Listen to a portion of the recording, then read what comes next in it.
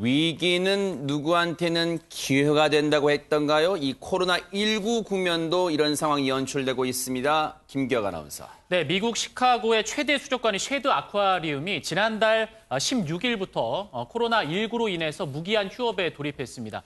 그런데요, 이 휴업으로 인해서 뭔가 말씀하셨던 기회를 찾은 그 대상들이 있습니다. 네. 이 아쿠아리움에는 많은 동물들이 살고 있잖아요. 네. 이 동물들에게는 이 휴업이 굉장히 즐거운 시간으로 변신을 한 겁니다. 어허. 해당 영상을 좀 보면서 설명을 드리겠습니다. 어째서일까요? 네. 펭귄들이 원래는 사람들이 돌아다녀야 할 이 길목을 지나다니고 있습니다. 네. 바로 여기에는 이 수족관에서 가장 나이가 많다고 하는 이 32살의 펭귄 웰링턴이 있다고 하는데요. 네. 이 웰링턴이 수족관을 돌아다니면서 이곳저곳을 구경하고 있는 모습입니다. 네. 지금 저 이제 돌고래와는 사실 평생 만날 수가 없어요. 왜냐하면은 이제 북극에 사는 돌고래가 있고 네. 이제 남극의 펭귄이 살기 때문에 둘은 절대 만날 수가 없대요. 근데 수족관이기 때문에 가능하다는 겁니다. 네. 이렇게 돌아다니면서 휴식을 또 취하고 이 동물들이 이 야생성을 잃지 않게 하기 위해서 네. 이렇게 수족관에서 이벤트를 마련했다고 합니다. 네. 저 수족관에 있는 그 돌고래인가요? 그 이름이 벨루가인가 그렇게 됩니까? 최재명 네, 교수님? 벨루가라는 이름이 네. 영어 이름 벨루가고 정확히 우리 얘기하면 흰고래인데요. 아. 이게 최대 몸길이가 4.5m 정도 네네. 돼요. 최대 몸길이가 4.5m 정도 되고 몸무게는 1.5톤 정도 됩니다. 아하. 상당히 크죠. 그 벨루가라고 이제 영어 이름이 그런데 우리는 흰고래라고 부를 수 아하. 있고 지금 김기영 아나운서 얘기했듯이 결국은 이 벨루가라고 하는 것은 북극에서만 살아요. 아, 그래요? 그 펭귄은 남극에서만 살고. 어허. 그럼 결국은 만약 저 수족관이 아니었다면 두 동물이 만날 기회는 전혀 없는 거죠. 북극과 이야. 남극이 어떻게 만날 수 있겠어요. 네. 그런데 이제 펭귄이 저렇게 사람들이 구경하러 걸어다니는 길을 가게 되면서 저 창문 사이를 두고서 유리벽 사이를 두고서 결국 두 동물이 마주쳤다고 하는데 저것도 신기한 상황이기도 하고 또 이제 이 사육사들이 서로 같은 포즈를 취해야 돼. 그러네요. 날개를 네, 이렇게 보면서. 날개. 그 사육사들이 네. 사실 이런 과정을 통해 사람들이 이제 못 오잖아요, 수족관에. 네. 그러다 보니까 새로운 경험이나 활동, 그다음에 먹이들을 이용해서 동물의 행동 변화를 관찰하고 있다고 합니다. 하면 새로운 네. 어떤 변화들도 보고 있는 것 같고 네. 또 야성성을 드러내도록 장려하고 있는 여러 가지 장치들을 하고 있다. 이렇게 지금 네. 얘기가 되고 있습니다. 저 리더격인 펭귄이 나를 따르라 하면서 이렇게 수족관을 이렇게 막 다니는 것 같아요. 이렇게 보세요. 야, 대장 펭귄이 오란다. 우리도 가자. 네, 펭수 성대모사를 해봤는데 별로 안 똑같다는 지적이 막 올라오는 것 같습니다. 그런데 저렇게 펭귄들이 막 돌아다니는 게 펭귄 입장에서는 좋을지 몰라도 동물들이 막 접촉하는 것도 조심해야 된다는 얘기가 있습니다. 왜 그럴까요, 박성배 변호사님? 위험할 수가 있습니다. 미국 뉴욕시 브롱크스 동물원에서 4살짜리 말레이시아 호랑이가 코로나19 확진 판정을 받았습니다. 아하. 이 동물원에서 미국 내 동물원 첫 감염 사례이기도 하고 호랑이로서는 세계 최초의 감염 사례입니다. 이 동물원에는 이 호랑이 외에도 또 다른 호랑이와 6마리 사자도 동시에 코로나19에 감염된 것으로 추정되고 있는데 그중에서 이 호랑이가 처음으로 확진 판정을 받은 겁니다. 지금 이게 해당 그 호랑이에요? 확진돼요? 그렇습니다. 코로나19 확진 판정을 받은 호랑인데 이 현지에서는 이 코로나19에 감염된 동물원 사육사가 이미 있었고 네. 이 사람으로부터 이 호랑이가 코로나19 감염된 것으로 추정하고 있습니다. 아하. 근데 이승남 원장님, 사육사한테 동물이 감염됐다. 그러면 만약에 저 이제 호랑이가 감염된 걸 모르고 다른 호랑이가 또 저 호랑이 옆에 있으면 또 감염될 수 있는 거예요? 있을 수가 있는데 지금 그 역학조사는 안 돼 있거든요. 아직은요. 저번에도 우리 반려견도 하나 이렇게 그렇죠, 적이 네. 있잖아요. 네. 문제는 뭐냐면 그게 문제가 아니에요. 솔직히 반려견 필요하거든요. 요새 우울하고 집에 있고 그러니까 반려견도 되게 좋은데 네. 그 반려견한테 확진자가 기침을 했어요. 네. 근데 다른 사람이 모르고 그 반려견을 만졌어요. 그러니까 이게 굉장히 중요하기 때문에 우리가 반려견을 있더라도 만약 고양이가 확진자든지 자가 격리자일 경우에는 그 동물을 갖다 다른 사람한테 타치하지 못하는 게 굉장히 중요합니다. 그런 어떤 세심한 배려도 동물을, 반려견을 키우신 분들은 중요하게 생각하셔야 겠다 이런 생각 해봅니다. 그런데 지금 코로나19로 이제 격리 생활을 하고 계신 분은 일상이 지치잖아요. 뭔가 아이디어가 번뜩인 게 많이 나올 것 같습니다. 장윤미 변호사님. 네, 매우 이제 유쾌한 이제 사례들이 소개가 되고 있는데요. 호주 같은 경우에는 지금 외출 금지령이 내려진 상황이라고 합니다. 네. 그렇기 때문에 사실상 호주 국민들이 나갈 수 있는 기회는 쓰레기를 버리러 쓰레기통을 비우러 나가는 건데요. 아이고, 세상에. 이 기회만이라도 우리가 그냥 저버릴 순 없다. 뭐 온갖 이제 드레스로 차려입고 내가 화려하게 이 외출의 기회를 그냥 소비할 수는 없다라고 세상에. 해서 이 해당 여성 데니엘라 에스큐라는 호주 시민께서요 쓰레기통 외출이라는 SNS를 바로 개설을 했고 네. 그러자 19만 명 넘게 일주일 만에 이렇게 폭발적인 반응을 얻어서 굉장히 좀 인기를 끌고 있다고 합니다. 네. 분리수거 드레스 코드가 저렇게 됐네요. 아, 참 우아합니다. 그래도 쓰레기 버려도 우아하게 버린다는 저 생활 코로나19 국면 속에서 그래도 웃음을 찾자는 보세요. 다양한 복장으로 쓰레기통 외출 인증샷을 막 올리고 있는데요. 챌린지가 된 거예요. 그렇게 너도 나도 할 거 없이 이렇게 나도 쓰레기통 버리면서 이렇게 입어봤어요라고 올리는 인증샷들이 계속해서 올라오고 있는데 근데 멋진 옷을 입는 게요. 호주만 있는 게 아니라면서요, 김기화 아나운서? 네, 바로 유럽의 영국에서도 등장을 했습니다. 지금 코로나19 때문에 외출 금지령이 내려졌지만 네. 사실상 본인의 업무를 멈출 수 없는 분들이 계십니다. 아하. 바로 영국의 우체부들입니다. 네. 우리나라도 마찬가지고요. 그러겠죠. 근데 이 우체부들이 번뜩이는 아이디어를 냈습니다. 네. 왜냐하면은 이제 주민들이 집 밖으로 나오질 못하기 때문에 외부 사람들을 잘 못 만나니까 유일하게 내가 각각의 집을 돌아다니면서 만날 수 있는 사람이다 네. 라는 아이디어에서 그럼 재밌는 복장을 입고 주민들을 찾아가 보자라는 생각을 해낸 겁니다. 바로 공주 복장을 한 존 메슨 씨가 보입니다. 왼쪽에 계신 분이군요. 예. 네. 덩치와는 조금 어울리지 않는 복장을 입고 계신데요. 네. 어쨌든 그 왜요? 잘 의도가 어울리는데요. 네. 예, 의도가 아름다워 보입니다. 네. 예쁘고요. 네. 어쨌든 왜 이렇게 유니폼을 벗고 공주 옷을 입었냐라고 물어보니까 네. 모든 것이 불확실한 때입니다. 자가격리에 들어간 주민들이 가족 위에 만나는 유일한 사람이 나라면은 네. 나라도 웃음을 주고 싶다라는 이유를 밝혔습니다. 네. 저런 어떤 아이디어는 일단 낙천적 성격이 있어야 좀 나올 것 같긴 합니다. 최재만 교수님. 그렇죠. 그리고 이제 우리가 볼 때 저런 생각들을 갖는 것도 사실은 사람들과 좀 이렇게 좀 딱딱하고 만나기 어렵고 또 만나는 것이 상당히 부담스러울 때 저런 모습이라도 사람들에게 즐거움을 주고 싶은 마음이 있는 아이도 것 같아요. 즐거워하잖아요. 그렇습니다. 네. 근데 우체부 중에 또 한 분도 있어요. 영국 노팅엄셔 맨스필드 우드하우스 마을에 네. 글렌 월터라는 사람은 또 무슨 복장을 했냐면 얼굴에 타이거 마스크를 쓰고 다녀요. 근데 지금 아직 사진에 나오고 있지 않는데 네. 타이거 마스크를 쓰면서 이분이 했던 말이 있어요. 암울하고 우울한 분위기를 바꾸고 네. 주민들이 웃는 걸 다시 보고 싶었다. 저기 나오네요, 지금. 네. 지금 공주 복장도 나오고 타이거 마스크 쓴 사람 나오고 저렇게 이제 동물 옷을 입고 있는 사람도 나오고 우체부들이 조금 전에 피카츄인 것 같아요. 그렇죠. 네. 그러니까 우체부들이 결국 이제 우편물을 나르러 다니는 거잖아요. 네. 다니게 되는데 결국 가서 사람들을 보면 저런 복장을 하고 오니까 일반적인 우체부 복장이 아닌데 사람들 볼 때는 조금이라도 웃음도 주고 즐거움을 줄 수 있는 그런 시간을 배달하고 싶었다. 네. 우편물뿐만 아니라 행복을 배달하는 우체부가 되고 싶다. 네. 이런 의견을 밝혔습니다. 사실 각지에서요. 이 코로나19 정말 이 난리 속에서도 저런 아이디어를 내놓으시는 이유는 이런 걸 거예요. 세계 각국, 뭐 대한민국도 마찬가지입니다만 코로나19로 안타깝게도 숨을 거두시는 분들이 많기 때문입니다. 김기화 아나운서. 네, CNN을 대표하는 앵커 이 에린 버넷이 진행하는 뉴스 쇼에서는 한 여성의 인터뷰로 인해서 이 스튜디오가 눈물 바다로 변했다고 합니다. 이 사연을 전한 여성은 모라 르윙어라는 사람인데요. 이 분이 자신의 남편의 이야기를 꺼냈습니다.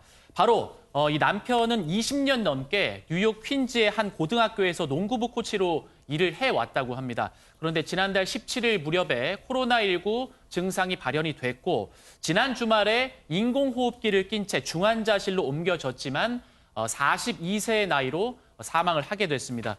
그러면서 이제 혼자 남겨진 이 여성이 세 자녀를 홀로 키우게 된 상황인데요. 이 사연을 전하면서 앵커의 눈물바다가 아주 그냥 터졌다고 하고 그리고 문제는 장례식도 치를 수가 없다는 겁니다. 코로나19 때문에 사람들이 모일 수 없기 때문이죠. 그래서 차량을 이용한 장례식을 진행을 했다고 하는데 이 남편을 기억하는 많은 사람들이 131대의 차량을 이용해서 이 장례식을 방문했다고 합니다. 네. 실제 인터뷰 장면 보시고 얘기를 이어가 보도록 하겠습니다.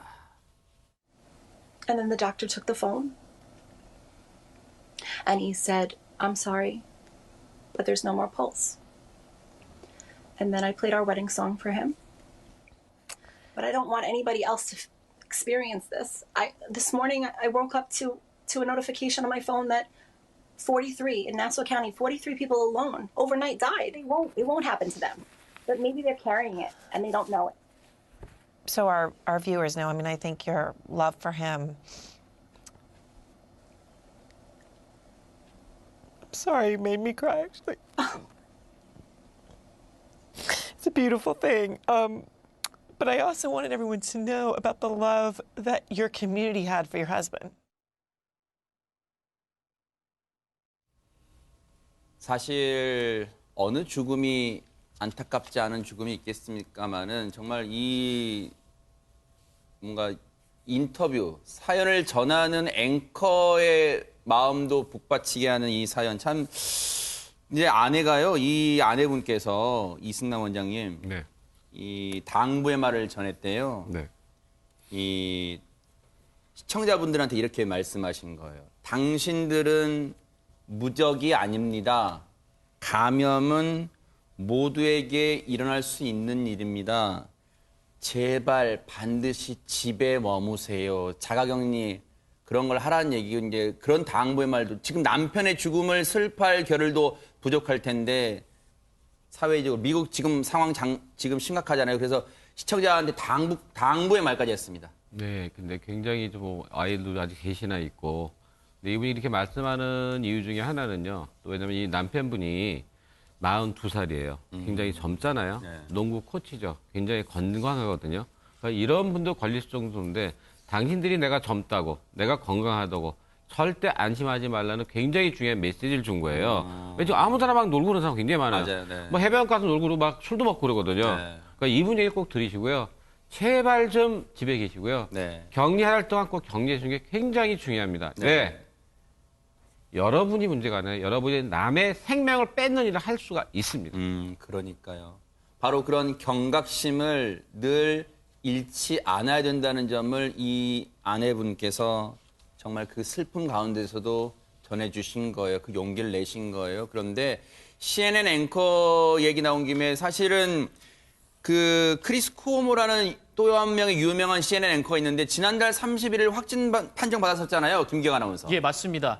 사실 미국에서는 코로나19에 대해서 굉장히 뭐 가벼운 감기다 이렇게 대수롭지 않게 여기는 그런 반응들이 많이 있었는데 이 크리스 쿠오모 앵커가 확진 판정을 받고 자신의 증세를 전하면서 굉장히 좀 많이 아프고 심각한 병이다라고 이야기를 했습니다. 네. 그 내용을 전하면은 이 크리스 쿠오모 앵커가 원래 몸무게가 한 104kg 정도 나간다고 합니다. 아하, 그래요? 그런데 3일 만에 6kg이 빠졌다고 하고 세상에. 먹는 거를 거르거나 그러지 않았는데도 살이 진짜 빠졌다고 많이 합니다. 헬스케졌네요, 진짜. 예, 맞습니다. 네. 그리고 오한이 매우 심해서 이를 너무 악물다 보니까 이가 으스러질 정도였다라는 이야기도 전했습니다. 네.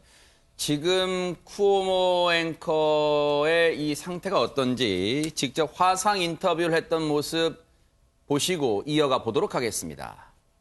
I'm doing well. The beast comes at night. You know, as we know, the healthcare workers have taken to calling the virus the beast. I understand why. My fever has gone up a couple of degrees. Nights are tough. I've lost 13 pounds in 3 days. Wow. Now, I'm a big guy. I started off at 230 pounds. My wife is feeding me like, you know, we were still in the dating phase. You know, so it's not like I'm hurting for nutrition. I'm eating and drinking constantly. I'm just sweating it out, and it's the sickness.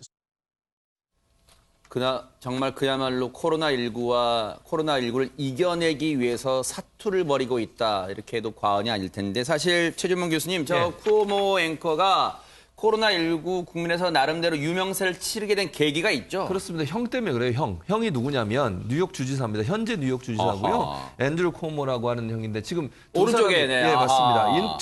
그러니까 확진되기 전에 인터뷰한 장면이에요. 아, 맞아요. 본인이 네. 진행하는 CNN 프로그램에 형을 이제 인터뷰 대상으로 삼아서 초청해서 인터뷰를 했는데 그 내용 중에 사람들에게 웃음을 불러일으키는 그런 내용이 있었습니다. 무슨 네. 말이냐면 두 사람 얘기하면서 어머니 얘기를 해요. 아. 그러니까 동생이 뭐라고 쿠오모 앵커가 뭐라고 했냐면 뉴욕 주지사이자 자신의 형 쿠오모 아무리 바빠도 어머니에게 전화 좀 해라.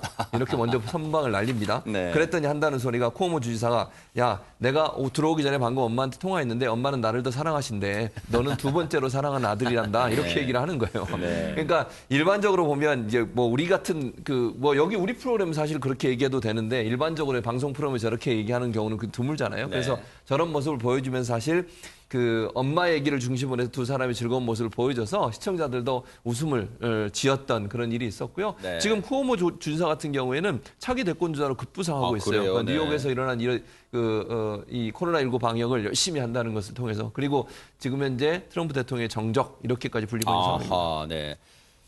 지금 이렇게 코로나19로 곳곳에서 이제 사투를 벌이고 있습니다. 그리고 앞서 이제 코로나19로 가족을 잃은 슬픔도 있었잖아요. 그런데 코로나19 덕분에 가족에 대한 사랑, 가족애를 다시 한번 느낄 수 있었던 그런 사연도 전해지고 있습니다. 박성배 변호사님. 아코디언 연주로 격리된 부모님을 위로하는 청년 소식입니다. 이 칠레 언론에도 소개된 청년인데요. 이 칠레 비오비오 지방의 우알펜에 사는 곤살로 아쿠냐라는 청년입니다. 이 청년이 같은 동네에 부모님과 서로 다른 집에서 살고 있습니다. 그런데 부모님이 기저질환이 있다 보니까 코로나19가 확산되는 상황에서 집에서 자가격리 중이었습니다. 이 청년이 매일같이 부모님 집에 찾아가서 초인종을 누르면 이 부모님이 창문 커튼을 열고 청년을 반갑게 맞이합니다. 대신에 창문은 열지 않죠. 확산의 위험이 있으니까. 부모님과 인사를 나눈 청년이 능숙한 솜씨로 아코디언 연주를 하는데 이 연주에 맞춰서 부모님이 서로 포옹한 채로 흥겹게 춤을 추는 이야기입니다. 네, 한번 들어볼까요? 아코디언 연주도. 세상에. 많이 들어본 거 멜로디 같기도 하고. 네, 저 안에 계신 분들이 부모님이시군요. 세상에. 정말 효자입니다. 이게 뭐 대한민국에만 정말 효심 가득한 분들 계신 줄 알았는데 외국에도 저렇게 보세요. 창문 너머로 엄마 아빠 얼굴 만질 수는 없지만 저 아코디언 연주하면서 엄마 아빠를 응원하는데 자가격리 중이신 엄마 아빠를요. 그런데 장현미 변호사님 저렇게 아코디언 연주를 하는 특별한 이유가 있을 것 같습니다. 네, 부모님이 바로 이제 기저질환으로 외출을 할 수가 없고 얼마나 이제 외로울까 하는 그 마음을 헤아려서 아들이 부모님에게 이 조금이라도 이 사랑을 실천해드리는 이 방법이 나는 아코디언을 매일같이 연주하는 거다 이렇게 인터뷰를 했다라고 합니다. 네. 그러면서 화면에 보시기에는 상당히 좀 젊은 것 같지만 이제 본인도 한 가정을 이룬 가장이라고 해요. 그래요? 그래서 내가 이렇게 부모님을 위해서 실천한 이 사랑을 내 아들도 배우고 언젠가 나에게 해줬으면 좋겠고 또 본인뿐만 아니라 이제 부모님을 가지신 모든 분들이 자기와 같이 부모님을 생각하는 마음을 가졌으면 좋겠다고 이렇게 덧붙였다고 합니다. 저분은 정말로 이 올바른 사고방식 갖고 계신 것 같아요. 내가 내 부모한테 한 행동을 그대로 내 자식이 나한테 한다는 걸 그대로 알고 계신 것 같아요. 정말로 대단한 효심을 갖고 계신 분이라는 생각합니다. 남미 상황도 코로나19로 지금 좋지가 않습니다. 이번 남미로 가볼까요, 박성배 변호사님? 이 코로나19 확산을 막기 위해서 국민들의 외출을 자제시키기 위해 각국이 각가지 방법을 동원하고 있는데 그렇죠. 이 파나마에 이어 이 페루도 성별에 따른 외출 2부제를 실시하고 있습니다. 그래요? 즉 월, 수, 금요일에는 남자만 외출이 가능하고 화, 목, 토요일에는 여자만 외출이 가능합니다. 그럼 일요일은요? 그리고 일요일에는 남녀 모두 외출이 금지됩니다. 이 제도를 시행했더니 굉장히 특이한 장면이 연출됐는데 3일과 4일 수도 리마에서 사람들이 생필품을 구입하기 위해 저렇게 쭉 줄을 들어서 진짜 남성들만 있네요. 하루는 남자들만 줄을 서 있고요. 네. 또 하루는 여자들만 줄을 서 있는 진 풍경이 연출됐습니다. 네. 아니 근데 진짜 이승남 원장님. 네.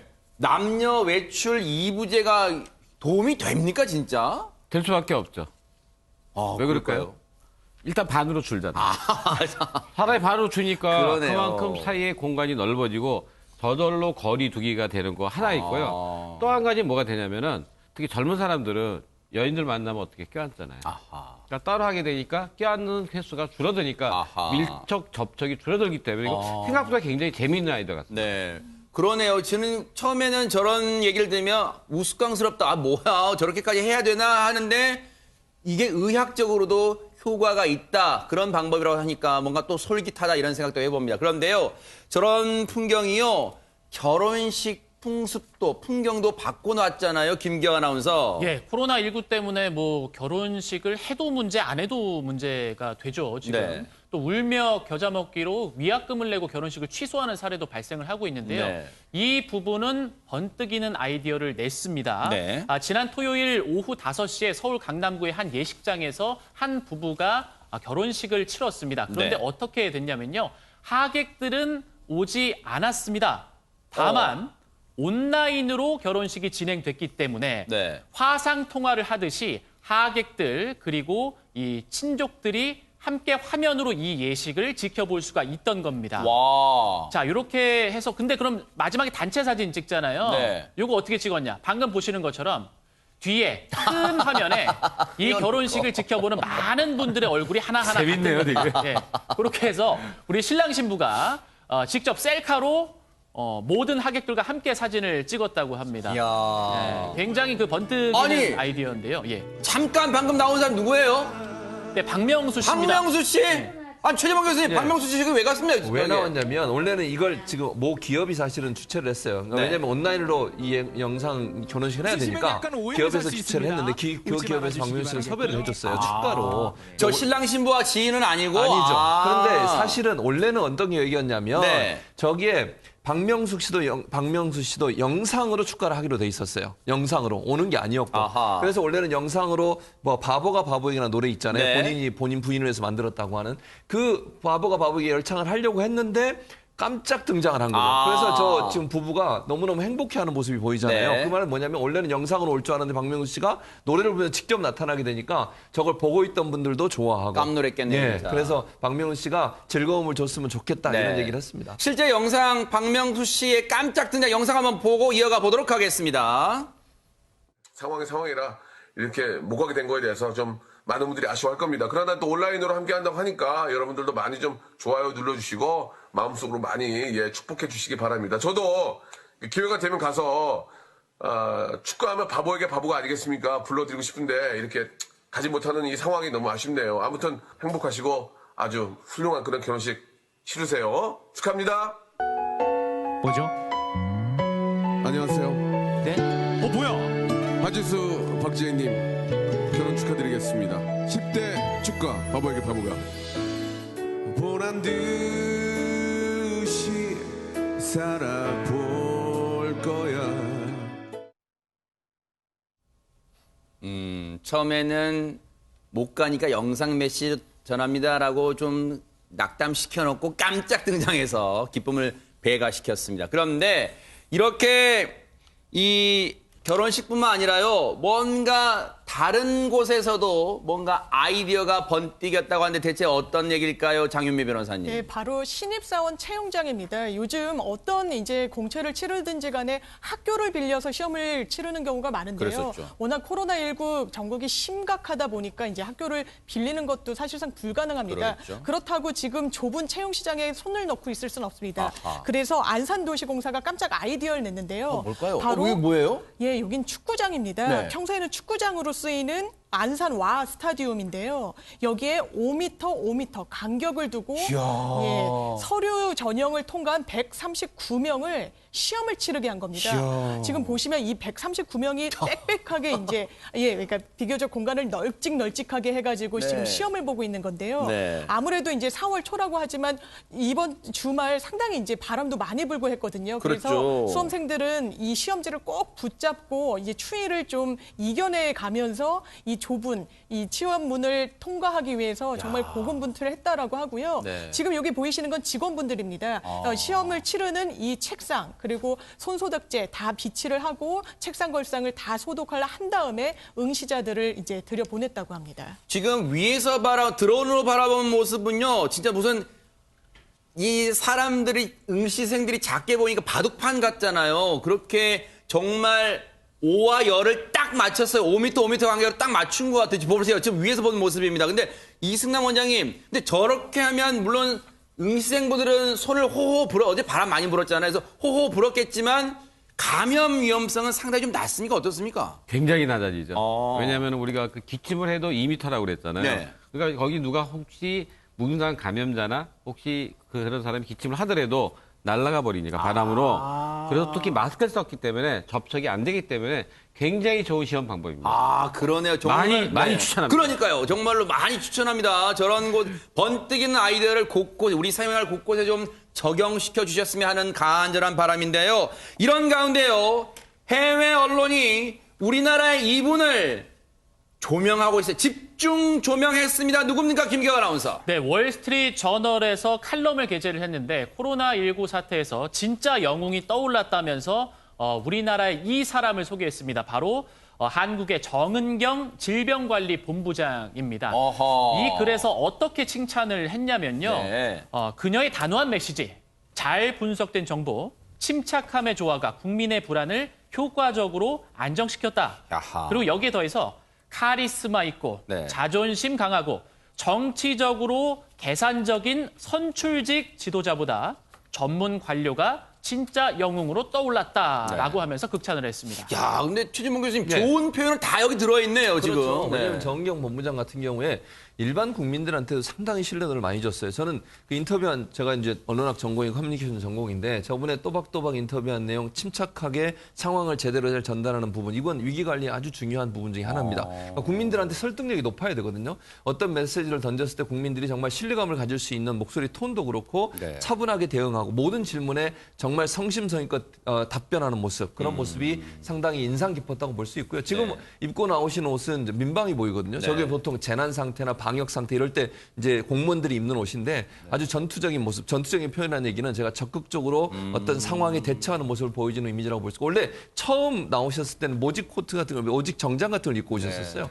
그리고 이제 머리도 사실은 보시면 아시겠지만 일부러 짧게 자르신다고 그래요. 머리 손질하고 나오기가 어려워지니까. 그러네요. 왼쪽이 그 모습이네요. 예, 맞습니다. 처음에 매직 저런 정장을 입고 나왔었는데 나중에는 저런 모습으로 나왔고 염색도 제대로 못해서 흰머리 부분이 지금 나오고 있잖아요. 흰머리에 변천사가 느껴지네요, 그렇죠. 진짜. 그만큼 어허. 그러니까 잠을 제대로 못 잘 정도로 세상에. 업무의 과중함을 계속 겪고 있는데 그만큼 저렇게 희생하는 모습, 적극적으로 나서는 모습, 기침하면서 손을 가리는 모습 이런 모습들이 결국은 국민들한테 좀 믿음직한 모습으로 들려줘서 사실은 이제 우리 정부의 방역 대책이 신뢰감을 얻는 외국에서도 그런 요소로 작용했다고 볼 수 있습니다. 진짜 저 모습만 봐도 장윤미 변호사님 네. 정말 정은경 본부장님 아주 칭찬해 이런 말이 나올 것 같긴 합니다. 예, 정말 그렇습니다. 공직자의 표본을 보여줬다고 할 수도 있고요. 또 최 교수님 말씀 주신 것처럼 우리가 이제 코로나19 전국을 또 넘어서는데 이렇게 침착하게 대응해야 하는 이제 방역 당국의 수장을 보면서 마음을 안도했던 부분도 분명히 있는 것 같습니다. 네. 그리고 이제 본인이 계속 인터넷상에서 또 화제가 되는 게 이 머리 스타일 변천사거든요. 그렇죠. 저희가 이제 뿌염이라고 하는데 이제 뿌리 염색을 하지 못해서 계속 뿌염. 이제 흰머리가 양이 점점 많아지는 걸 보고 안타까워하는 이제 네티즌들도 많았고 해서 언제나 응원하고 있다는 점 알려드리고 싶습니다. 저 대학교 후배예요. 아, 그래요? 네, 후배인데 솔직한 얘기로 지금 저 후배인데 솔직히 그 눈이 좀 안 좋은 상태도 불구하고 그런 얘기 전혀 안 하고 하니까 저 좀 불쌍해요, 제가 보기엔. 근데 저 자리가 그런 얘기 있더라고요. 질병관리본부장이란 자리가 책임은 무한대로 많고 권한은 별로 없다면서요, 정말로. 그러니까 잘하면은 그냥 동등이고 본전이고 하면은 다 두들겨 맞는 자리입니다. 아하. 그래서 굉장히 힘든 자리인데 네. 근데 저런 분이 있어야지만 돼요. 솔직히 저기 얘기해도 대만 쪽인가 어디서는 그 원래 그 복지부 차관이가 누군가 의사 출신이에요. 그래서 거기 대처를 빨리 해서 그만큼 없어졌기 때문에 아하. 우리 저런 분들 좀 올려줬으면 좋겠어요. 그러니까요. 이거 방송 끝나시고 우리 이승남 원장님이 또 격려 문자 한번 보내주시면 더 네. 힘이 나실 것 같습니다. 정은경 본부장님 정말로 감사를 드리고요. 그런데 사실은 이 한국 예찬한 게요. 월스트리트 저널뿐만 아니라요. 이분도 한국 엄지척 그랬답니다. 박성배 변호사님 누굽니까? 바로 빌 게이츠입니다. 이 빌 게이츠가 미국 인기 토크쇼 데일리 쇼에 나와서 미국의 코로나19 대응 역량을 평가하면서 이런 언급을 했습니다.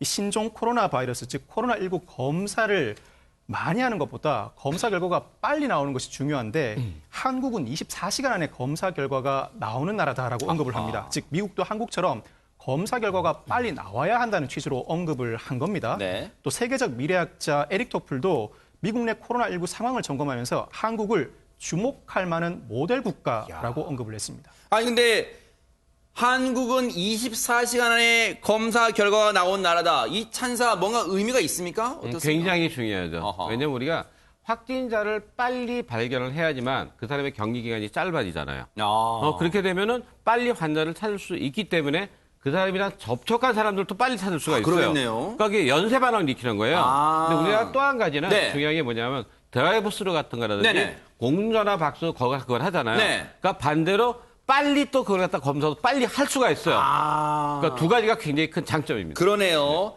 빨리 이 뭔가 증상 있는 사람을 찾아낼 수도 있고 또 증상 있는 사람은 빨리 많은 사람을 한꺼번에 검사할 수 있는 나라 어디라고요?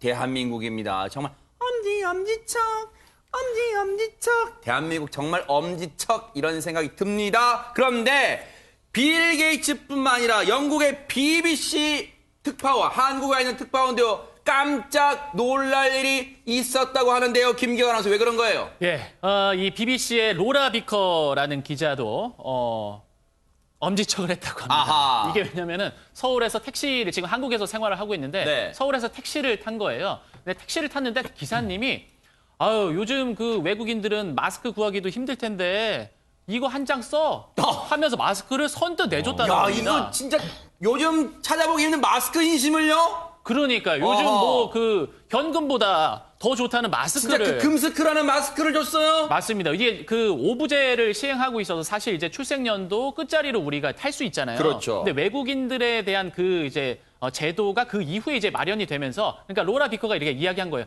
아, 이제 외국인도 기사님 마스크 구할 수 있어요라고 이야기를 했다고 합니다. 네. 그러니까 기사님이 여기서 아니야. 이거 안 가져가면은 안 내려줄 거야. 아주 그 행복한 협박을 하셨다고 합니다. 그러네요, 예. 세상에. 아니, 근데 이런 모습은 진 풍경이 또 할 거예요, 외국인의 눈에는요, 최재만 교수님? 그렇죠. 지금 뭐 마스크가 사실은 엄청나게 귀한 물건 중에 그렇죠. 하나가 됐잖아요. 그리고 지금 오브제를 통해서 살 수 있는 것도 제한될 수밖에 없어요. 그런데 택시 운전하시는 우리 기사분이 본인 걸 나눠준 거잖아요, 결국은. 이게 얼마나 그 귀한 마음입니까? 특히 이제 제가 볼 때는 외국인이기 때문에 혹시 못 사지 않았을까 또는 좀 어려움이 있지 않을까 이런 우려와 걱정이 있었던 것 같아요. 세심함도 느껴지고요. 그렇죠. 네. 그래서 이분한테 드려서 참 잘하셨다. 네. 정말 우리나라의 어떤 그 국민성을 보여주는 그런 모습이었는데 네. 이 로라 비커 기자 같은 경우에 우리나라에 대한 그 대응에 대해서 상당히 긍정적인 기사를 많이 썼던 분 중에 그래요? 하나예요. 대표적으로 지난달 26일 날 대구 영남대병원에 처음으로 영남대병원 드라이브 스루 네. 그 진료소가 발음 생겼을 좋으신데요? 때. 아, 드라이브 TH 발음. 스루입니다. 네, 좋습니다. 네. 그런데 그걸 최초로 보도했던 분이에요. 아하. 그래서 아까 나는 김기혁 그 아나운서가 그 노라 비커가 얘기한 말을 영어로 할 줄 알았어요. 아하. 그런데 한국말로 하셔서. 그러니까요. 어쨌든 그 의미 노라 전달이 비커 안 됩니다, 제가. 그렇습니다. 영남대병원에 있는 선별전을 최초로 보도해서 네. 국민들로부터 찬사를 받은 기자이기도 해서 네. 물론 택시 운전하시는 분이 그걸 알았는지 못 알았는지 모르지만 서로가 선한 마음을 서로 주고받은 좋은 기회가 됐다는 생각이 네. 듭니다. 자, 드라이브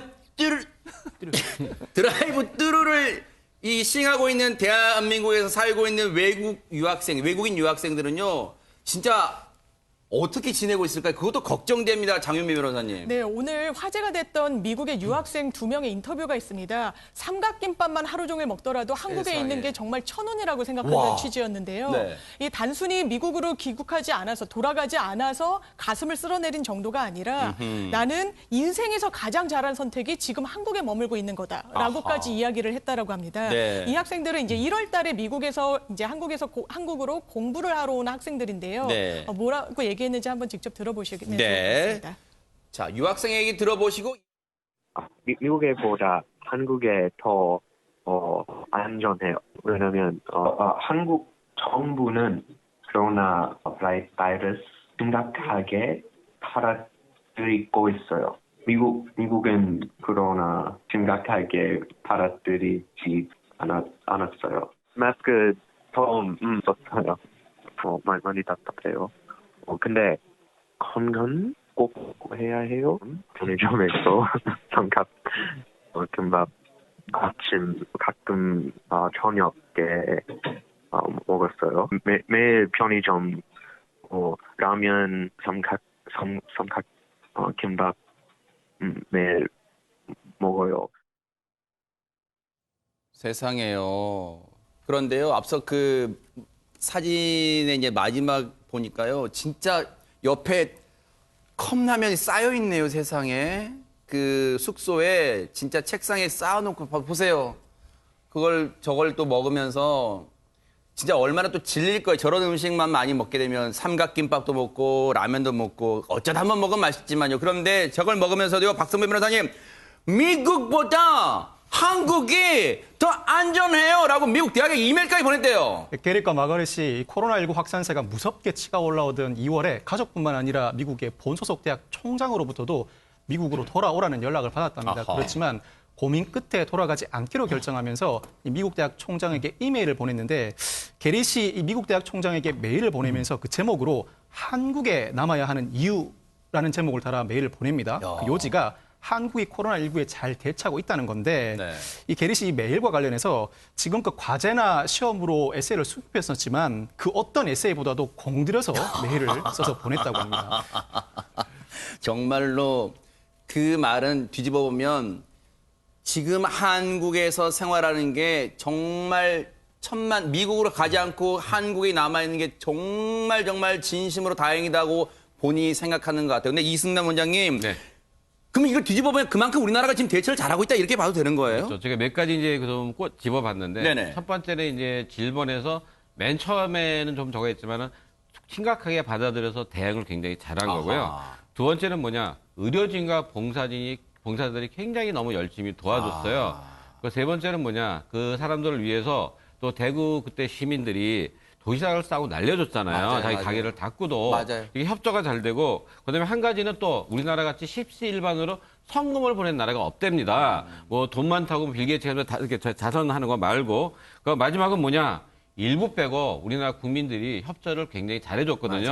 맞아요. 그래서 지금 앞으로 더 2주간 더 격리 더 맞아요. 남았잖아요. 더 서로 이렇게 자가격리 잘 해주시고요. 맞아요. 서로 믿고 가면은 잘 이겨낼 수 있습니다. 맞아요. 깜짝 놀랐지만 제가 지금 깜짝 놀랐지만 잘 해주실 거라고 믿습니다. 그런데 이렇게 대한민국에 온 외국인 유학생들도 이렇게 자가격리 잘 지키고 삼각김밥 라면을 때우면서도 한국에 있는 걸 더 안전하다고 감사하게 생각하는데 이런 사람도 있습니다. 최전봉 교수님. 그렇습니다. 미국 유학생 중에 한 명인데요. 이미 보도가 돼서 알고 계신 분도 계실 텐데 18살 미국 유학생입니다. 미국에서 유학을 하다가 한국으로 들어왔는데 문제는 이 학생이 미국에 기숙사에 있을 때부터 증상이 있었다는 거예요. 네. 코로나 증상. 예를 들면 오한이 있었고요. 네. 그다음에 몸에 그 몸살기가 있었고요. 그러면 보통은 이제 검사를 받고 선별진료 가서 진단을 받아야 되는 거 아니겠어요? 그런데 그런 절차를 밟지 않고 한국으로 들어오기 위해서 해열제를 2박 3일 동안 20알을 먹습니다. 그러니까 기숙사에서 이미 발열과 근육통의 증상이 있었음에도 불구하고 24일 날 해열제를 2박 3일 동안 20알을 먹고 미국 현지 공항에 발열 검사를 통과합니다. 지금 우리나라가 어떻게 조치를 하고 있냐면 해외에서 우리나라 들어오는 비행기를 타려면 37.5도 이상이 되면 탑승 자체가 불가합니다. 그렇죠. 해열제를 먹고 열을 떨어뜨려서 탑승을 하고요.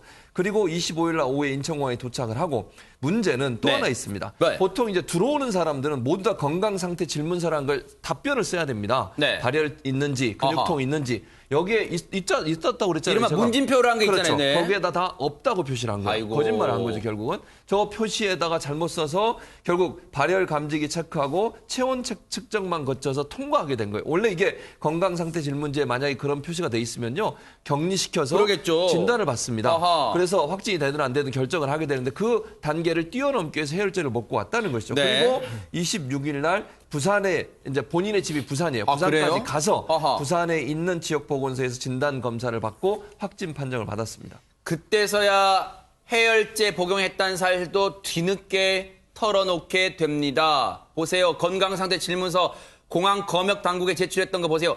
발열 및 호흡기 증상이 있으십니까? 아니요.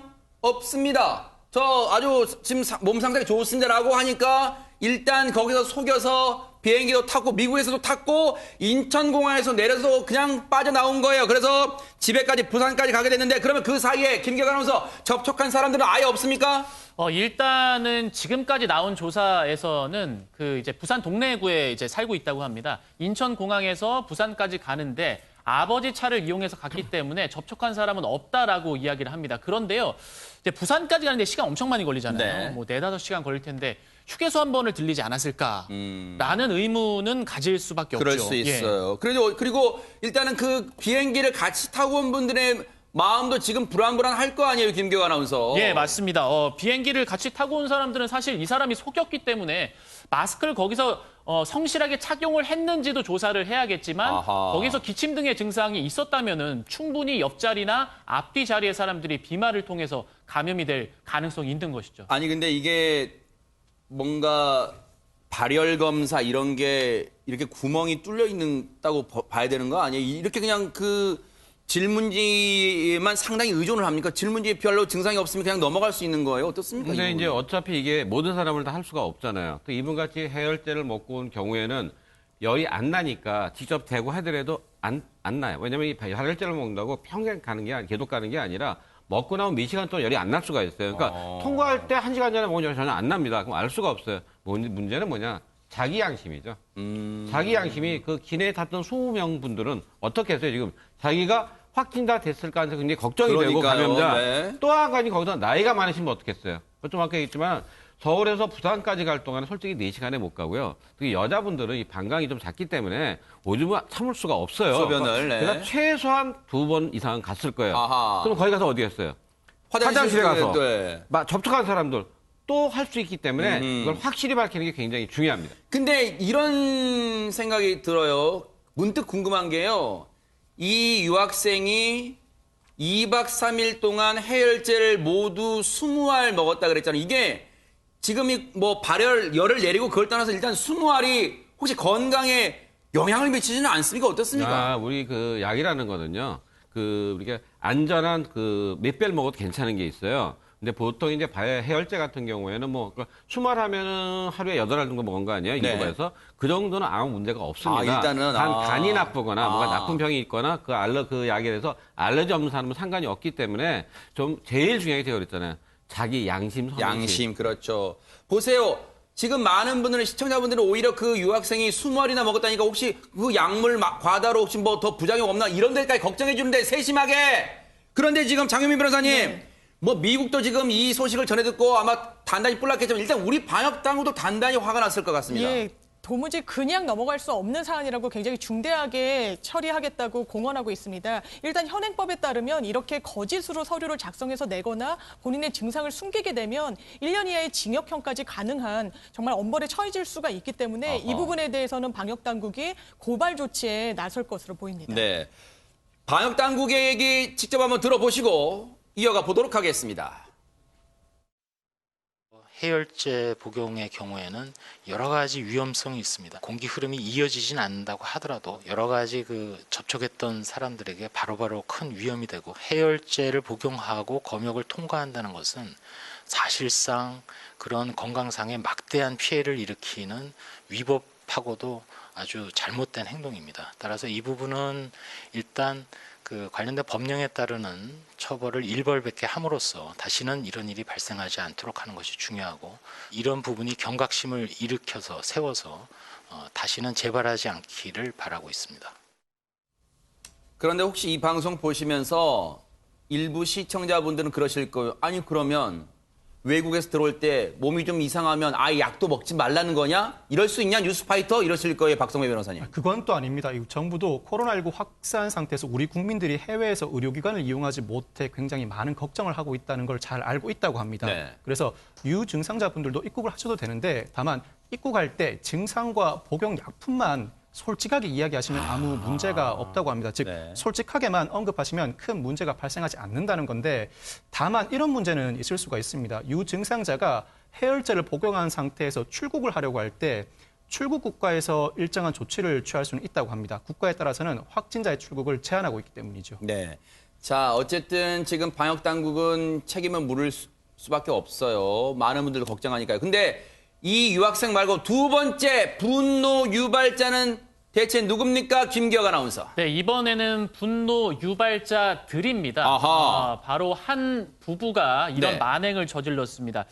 군포에서 코로나19 확진을 받은 이 부부는요, 자가격리 2주의 조치를 받았습니다. 그런데 이 2주 동안 굉장히 광범위한 지역에 외출을 하면서 무단 외출을 일삼으면서 굉장히 방역 당국을 당황케 하고 있습니다. 네. 아니 근데 어떤 일을 저질렀길래 어떤 행동을 저질렀길래 지금 이렇게 분노가 일고 있다고 얘기하는 걸까요, 박성배 변호사님? 지난 3월 22일에 군포 효사랑 요양원에 코로나 확진자 중에서 처음으로 사망한 85세 여성이 있습니다. 네. 이 여성의 아들과 며느리 50대 부부와 딸이 당연히 자가격리 조치가 이루어졌는데 실제로 지난 1일과 3일 이 부부가 코로나19 확진 판정을 받게 됩니다. 그런데 이 부부가 네. 자가격리 기간 중임에도 불구하고 일가족이 나란히 외출하는 등 상당히 자가격리 조치를 위반한 사실이 많이 드러나게 됐습니다. 2주간 자가격리 기간 중에 남편이 무려 7일, 아내가 무려 6일 동안 외출을 감행했는데 네. 남편의 동선을 설명해드리면 네. 5일간 동군포 TG 물류센터를 방문합니다. 네. 심지어는 확진 판정을 받은 지난 1일 검체 채취를 받고 나서도 오후 2시 38분께 화성 발안에 위치한 복권방 두 곳을 들르고요.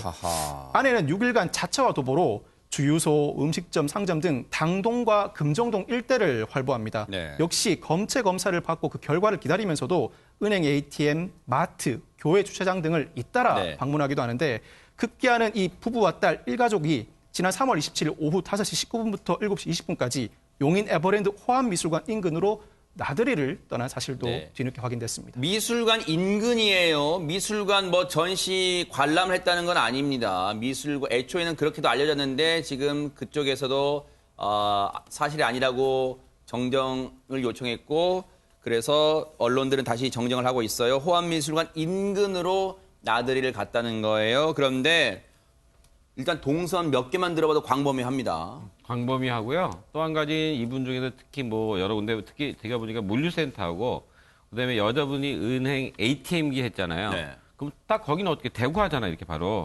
또 번호 가지려고 이렇게 하고 가잖아요. 이렇게 누르고. 그러네요. 아하. 이건 100% 거기 손 닿은 사람들은 저희 감염이 될 가능성이 굉장히 큽니다. 그러니까 이분들이 그 다음에 거기 하게 되면 몇 시간 간다고 그랬죠. 저희가 구리 아닌 거는 3일 동안 가요. 그러니까 거기 가만 해서 거의 3일 동안 간 사람은 거의 다 그 사람들은 감염될 가능성이 굉장히 큰 거죠. 그러니까 바로 문제는 뭐냐면 제가 아까도 얘기했잖아요. 우리나라 일부 다른 사람들 잘 협조를 잘하는데 일부 국민들이 진짜 협조를 안 하는 거예요. 왜 남의 생명을 갖고 놉니까? 그러니까 그 ATM기 같은 그 딱딱한 플라스틱이나 이런 데는 바이러스가 최대 3일까지 간다는 그렇죠. 거잖아요. 그러면 지금 그 ATM기나 이런 음식점 상가를 방문하셨던 그 동선을 확인해 보시고 반드시 선별 1339를 먼저 연락하셔가지고 당국의 조치를 따르시는 게 일단 그곳을 방문하셨던 분들은 걱정을 조금 더 실 수 있는 방법이 아닌가 이런 생각을 해보는데 그런데요. 장현미 변호사님 이 부부가 애초 자가격리 기간 중에 밖으로 이렇게 무단 외출했다는 거 아니에요? 그런데 그럼 이분들이 밖으로 나가는 걸 방역 당국은 까맣게 몰랐어요? 이 지금 자가격리 앱을 깔게 되면 이 휴대전화 사용지에 근거를 해가지고 위치를 추적할 수가 있다고 합니다. 그런데 이분들은요, 바로 이제 휴대전화를 집에 두고 본인들이 외출을 강행하고 여러 군데를 돌아다녔던 겁니다. 그만큼 본인들이 잘못하고 있는 것을 분명하게 인지하고 있으면서도 이렇게 외출을 했다라는 걸 보여주는 하나의 또 단적인 근거라고 하겠습니다. 네. 앞서 이 부부는 자가격리 기간, 그때는 확진되기 전이었어요. 그런데 이 자가격리 해제 전에 이 하루를 남겨놓고 잇따라 부부가 확진 판정을 받게 됩니다. 그러니까 이 여러 곳을 외출했을 때는 자가격리 기간에 돌아다녔는데 결과적으로는 이 부부가 나란히 확진 판정을 받아서 그곳을 동선을 방문하셨던 분들의 걱정은 커지고 있는 상황입니다. 그런데 최진봉 교수님. 예. 일단은 나 외출한 적 없다 이렇게 했다는 거예요. 그렇죠. 이렇게 어떻게 보면 이건 악의적인 거짓말이라고 볼 수 있나요? 그렇게 어떻습니까? 거짓말로 볼 수 있죠. 그래서 군포시가 지난달 발표를 했어요. 뭐라고 발표를 했냐면 감염병 예방 및 관리에 관한 법률 위반 혐의로 경찰에 고발하겠다고 얘기를 했고요. 네. 그리고 자가격리 기간에 집을 이탈했고 역학조사도 거부를 했다는 겁니다. 역학조사 진술 거부를 했다고 하는 게 군포시 입장이라고 하면 네. 이런 거잖아요. 네. 역학조사라고 해서 역학조사관이나 아니면 군포시 방역 당국이 네. 어디를 갔다 오셨습니까? 얘기해 주세요라고 했는데 거기에 얘기를 안 하고 있다는 거잖아요. 네. 그래서 결국은 동선 확보에 예를 먹고 있대요. 동선을 빨리 네. 확보해야 관리도 하고 아니면 가서 방역도 하고 또 네. 접촉자 누적자를 찾아내서 검사를 받게 하거나 이렇게 해야 될 거 아니에요? 자가격리를 네. 하든지. 그런 일들 안 하고 있기 때문에 애를 먹고 있고 현재로는 이 사람들이 진술을 거부하고 있어서 CCTV, 차량 블랙박스 등을 통해서 그러니까요. 또 이런 방법을 통해서만 지금 역학조사를 하고 있어서 네. 이분들의 행동도 잘못됐지만 행동 이후에 반성하는 모습이나 아니면 그 방역 당국의 조사에 적극적으로 동참하는 모습은 더 엄벌에 처해야 되는 요소로 작용할 가능성이 있다고 보여집니다. 네.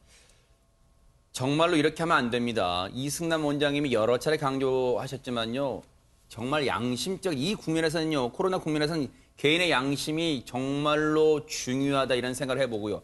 지금까지는 분노 유발 사례를 보여드렸는데요. 이 코로나19 국면 속에서 정말로 모범적인 자가격리 사례가 있다고 합니다. 김기혁 아나운서 누굴까요? 예, 바로 대전에 거주하는 40대 간호사입니다. 이분이 스스로 자원을 해서 대구 동산병원에 의료 지원을 나가게 됩니다. 아이고 대단한 일 하셨어요. 진짜. 예, 맞습니다. 방호복을 입고 의료진들과 마찬가지로 일반 환자실, 중환자실을 오가면서 이 코로나19에 대한 그런 두려움도 떨쳐내고 굉장히 열심히 일을 하셨습니다. 네. 그런데 이제 파견 근무가 끝난 거예요. 네. 네, 끝나서 의료 지원을 마치고 이제 집으로 돌아가야 됩니다. 네. 이제 집으로 가면 대전으로 갔어요? 예, 돌아가기 위해서는 일단은 이제 코로나19 검사를 해야죠. 그렇죠. 의료진도. 아하, 예. 네. 근데 받았는데 음성 판정을 나왔습니다. 네. 그렇다면 집으로 가도 무방해요. 네. 그런데 이분 곧바로 집으로 가지 않았습니다. 어허. 바로 가족들이라든지 혹은 내가 집으로 가는 동안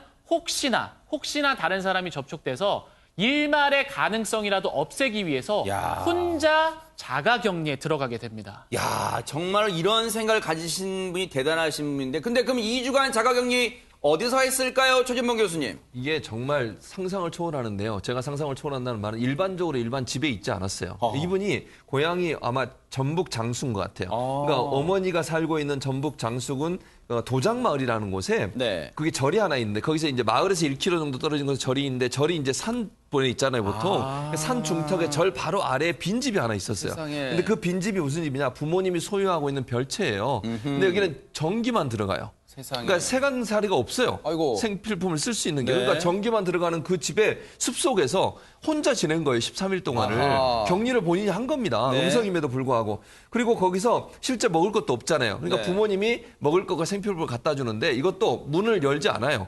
어머님이 예를 들면 음식이나 생필품 문 앞에 갖다 놓으면 세상에. 어머니 가시고 나면 문 열어서 그거 가져와서 생활하고. 그러니까 철저하게 격리를 한 거죠. 그리고 세상에. 움직일 때도 항상 마스크를 쓰고 다녀요. 어머님도 마스크를 쓰고 저 딸분도 마스크를 써서 절대로 격리를 완벽하고 정확하게 한 것이죠. 그래서 결국은 아무도 걸리지 않게 된 사건이에요. 그러니까 이만큼 철저하게 자가격리를 한 이 모습은 정말 우리 국민들이 보고 박수 보내야 되고 본받아야 할 부분이 아닌가 이런 생각이 듭니다. 저희가 알아봤더니요. 저희 그 산속 별채가요. 전기 들어온다 그랬잖아요. 그럼 여러분들 그러실 거잖아요. 그럼 TV는 있겠지. TV도 없답니다. 그냥 진짜 불만 들어온대요. 그럼 휴대전화 한 대 의지한 채 저곳에서 정말 거의 유배 생활을 하신 거예요. 저 산속에 혼자. 그리고 산이면 얼마나 밤에 춥겠습니까? 그리고 조용하니까 외롭기도 하고요. 그런데 거기서 혼자 아무도 시키지 않았는데 자가격리에 들어갔는데 결과적으로 이 간호사분 음성입니까? 양성입니까? 어떻게 됐습니까? 박성배 변호사님. 이 간호사 A 씨가 지난 29일에 코로나19 증상이 나타나서 검사를 해봤는데 음성이 나왔습니다. 네. 그런데 이후에 다시 코로나19 증상이 나타나고 그 증상이 심해지자 재차 검사를 받았는데 결국 확진 판정을 받고 전북대병원에 이송된 상태입니다. 장영수 전북 장수군수도 이 간호사님의 훌륭한 대처와 봉사 및 희생정신에 감사드린다는 SNS 글을 남기기도 했습니다. 야, 이거 진짜 이 간호사님 처음에 음성 나왔다고 나 괜찮아 하고 했으면 진짜 큰일 날 뻔했네요, 진짜. 큰일 날 뻔했죠. 일단 부모한테 옮잖아요. 네. 제가 한 가지 저번에도 말씀드렸는데 이 자가격리자를 그냥 앱으로만 두지 마시고요. 가장 중요한 게 뭐냐면은 바로 이웃집에 알려서 이분들 좀 감시하게 했으면 좋겠어요. 이런 현상이 또 생길 수가 있기 때문에 그럼 굉장히 금방 알 수 있거든요. 바로 옆집이니까. 무슨 얘기인지 아시겠죠? 어허. 저는 굉장히 필요하다고 생각합니다. 네, 그러니까요. 그리고 아버님은요, 여기 이제 부모님이 전라북도 장소에 살고 계시잖아요. 어머님은 그나마 음식을 따님한테 음식 갖다 주려고 그 산속을 왔다 갔다 하셨는데 아버님은 어떻게 하신 줄 아세요? 어머님은 그래도 따님한테 이제 왔다 갔다 하니까 접촉한다고 판단하시고 아예 아버님은 짐을 챙겨서 딴 데 기거하셨대요. 정말로 이 가족이요. 방역에 대한 진짜 이 철두철미한 정신을 갖고 계셨기 때문에 추가 감염 확산을 막지 않았나. 정말 모범적인 사례가 아닌가. 이건 정부가 한번 진짜 사례를 좀 진짜 상을 주고 포착이 진짜 좀 그래야 됐어요. 됩니다. 예, 예. 정말 이 국면에선 정말로 장한 일을 하시지 않았나 이런 생각을 해봅니다. 정말로 감사를 드립니다.